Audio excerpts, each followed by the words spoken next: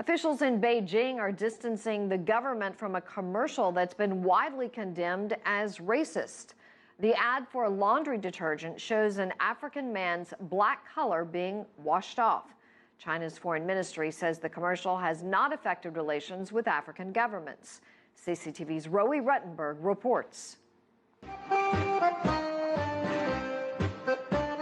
At first, it looks like a harmless flirtation. A Chinese woman washing her clothes, luring in an African worker who's been painting her home. But instead of a kiss, he's given a tablet, laundry detergent, then dunked into a washing machine. Moments later, he emerges Asian. The suggestion, his color has been washed clean.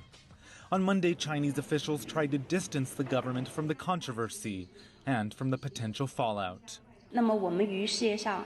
We have maintained incredibly friendly relations with all peoples of different nationalities and different races in this world, as well as all of their countries. We share mutual respect and equal treatment with them.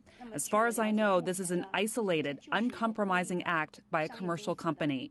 She says no government has yet lodged a complaint and hailed China's, quote, brotherly relations with African countries. In a statement issued over the weekend, Shanghai Leixing Cosmetics expressed, quote, regret that the ad caused controversy, adding, we will not shun responsibility for controversial content. We express our apology for the harm caused to the African people because of the spread of the ad. But some foreigners living in Beijing think it's not enough. They should apologise much more strongly than that, I think. And I think that it's classic of the attitude to race in China today, that no one saw that as a problem before and is still not really giving out a full-on apology. I think that's pretty typical. I think it might be because that we don't have much history of black people fighting against discrimination here in China. And that's why many people here are lack of the awareness of how sensitive this topic is. But of course, it doesn't mean that Chinese people are against the idea that everyone is equal and should be respected. Because China uses Chinese media platforms like Youku, which are rarely visited by foreigners, the ad went virtually unknown for months. It wasn't until it was uploaded to YouTube and other platforms, where millions saw it in recent days, that the controversy exploded. The official version released by the cosmetics company has since been removed, but copies continue circulating online of what some have called, quote, the most racist ad in the world. Rowie Ruttenberg, CCTV in Washington. Well, this ad has generated a lot of reaction worldwide, including in China. CCTV's World Insight featured a panel to discuss the ad.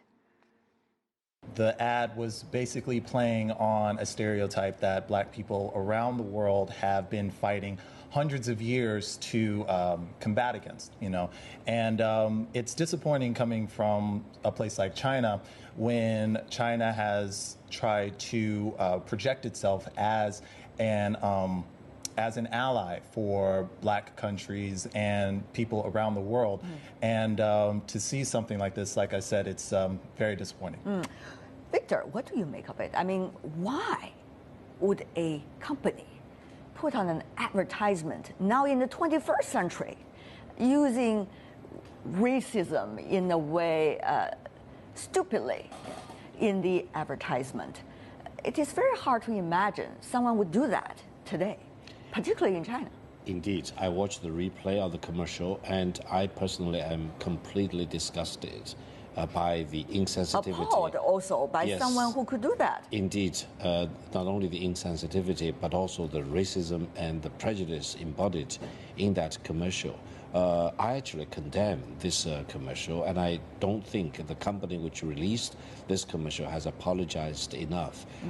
This could actually be tantamount to a hate crime.